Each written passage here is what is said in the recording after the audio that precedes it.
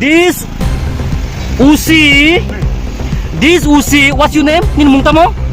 Rathindra D is found trying to harass me when I went to my village in Jampuijala. He, along with other constable and other forces, try to harass me in many ways. But now, when I caught his fault, he is trying to run away. And his name is Rathindra D, and he should be suspended. This is the demand from Mr. Dr Sunil Kalai, who is also an official member of Tripramotha and a university teacher. And this man doesn't deserve to serve in the nation. He is a culprit.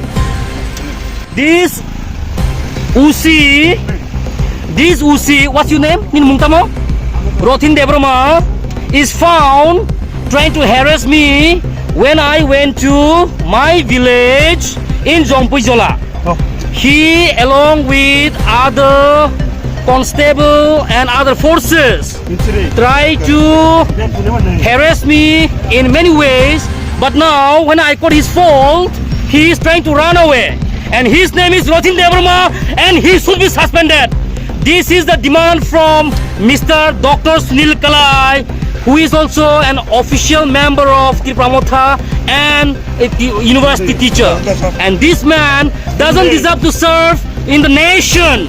He is a culprit.